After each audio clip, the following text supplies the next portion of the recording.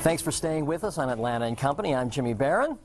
And Patti Scialfa, to many people, is known as Mrs. Bruce Springsteen, but in fact she's actually a fine musician in her own right. She's worked with the likes of the Rolling Stones, among others. She has a new album out called Play It As It Lays, and the red-headed woman joins us right now. Good morning, Patti, and congratulations on the record. I want to first off ask you about who were some of the people or some of the women that you looked up to as a kid growing up, because now for a young woman to pick up a guitar, she has a healthy number of models. She's got Sheryl Crow and Liz Phair and Melissa Etheridge, the Indigo Girls, but back then there weren't as many prominent female rock guitarists as there are now.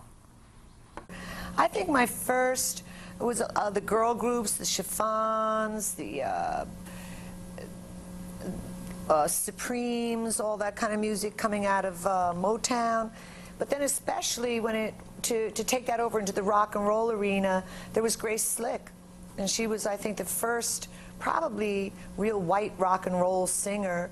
And there was Janis Joplin. She was brilliant, but that was blues. And so there weren't that many women to look at.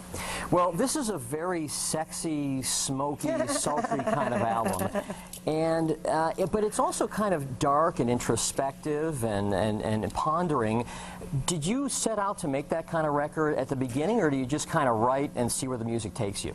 No, I had an idea. I like dark and pondering, to tell you the truth. So those are easy places for me to write in. I have trouble writing happy music. It's just so, it feels one-dimensional to me. So as soon as you get into a complicated area, I feel like I have a little more room to move and to write. And so I had an idea. I had that song, Looking for Elvis, as my first opening track. And I wanted to go on a journey of reclaiming hopefulness, power, the idea of possibilities, rebirth, and vitalness. Well, and you live with 3 teenagers, so if there was any depression or suicidal tendencies, anybody would understand that. But I want to talk a little bit about Looking for Elvis. It's really a metaphor for searching in general, isn't it?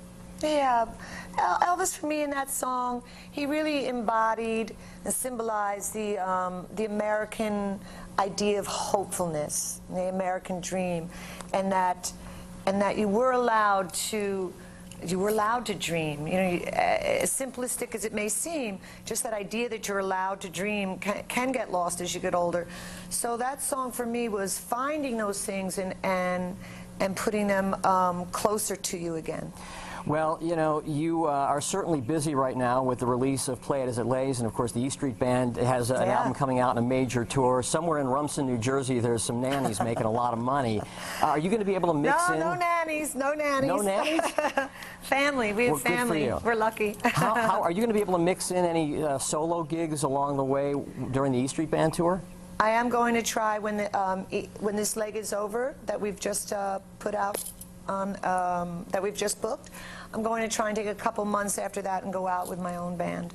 Well, that's great. I know that your kids have picked up the guitar too, right? They have. How did you know that? I read it in an interview that you did. And are there family jams around the Springsteen living room ever?